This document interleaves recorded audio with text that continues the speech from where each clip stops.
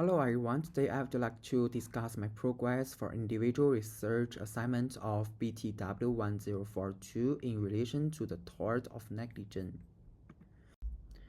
To begin with, I will state the court legal issue for the scenario of the supermarket. Next, I plan to outline major negligence principles and cases. Finally, I will briefly apply this principle to analyze Aisha's possible claim against Gadesica.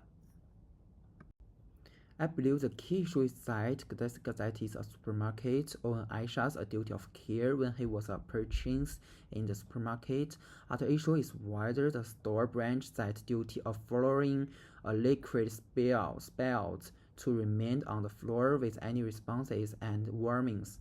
After that, the third issue is whether the negligence branch lists Aisha's injuries and other relevant negative consequences, such as ankle sprain and bruising and medical expenses, and so on.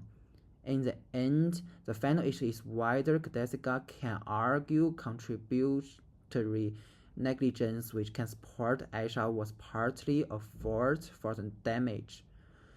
These key issues are be regarded as a foundation for my progress report and written assignment.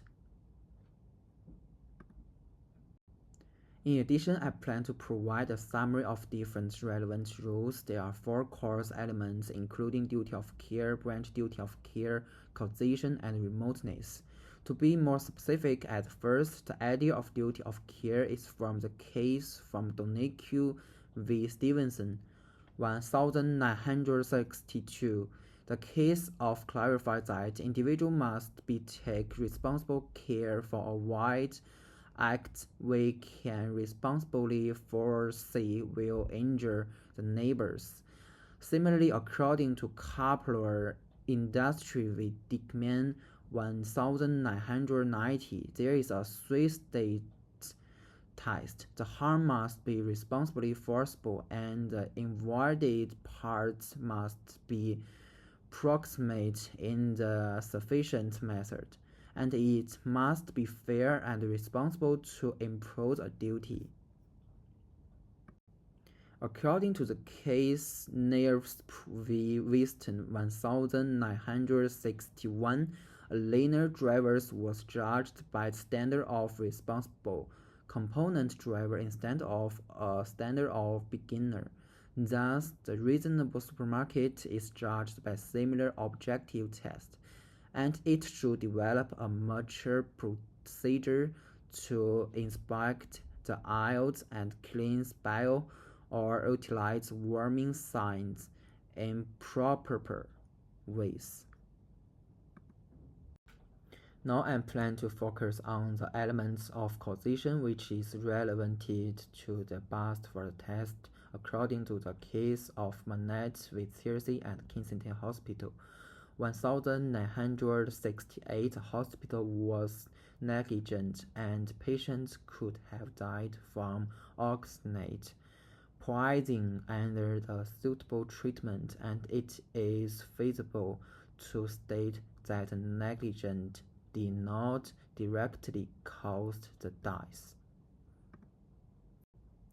In terms of the element of remoteness, the case of Weigenmund 1961 clarified that a defendant is only liable for specific types of damage that are responsibly forcible and some completely unexpected types of loss are too remote.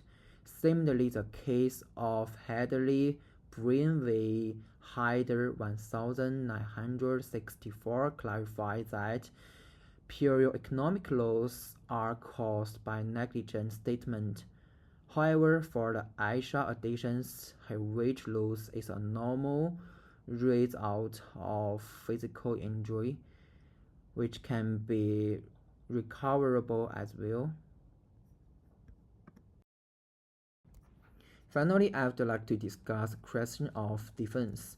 Considering the Section 12 of the Civil Law Act 1956, if the damage is caused partly by the collective's own fault, and the courts can decrease damages in the equitable and just way. It can be identified as the statutory defense of contributory negligence. To begin with, the Cadassica clearly owns Aisha's duty of care based on the case of Rodolfo v. Stevenson and Kapler. Customers are vulnerable victims, and these customers are in close relationship with the supermarket during a shopping injury. Thus, it is fair and reasonable to impose a duty on the supermarket to take responsible care of the aisles and floors.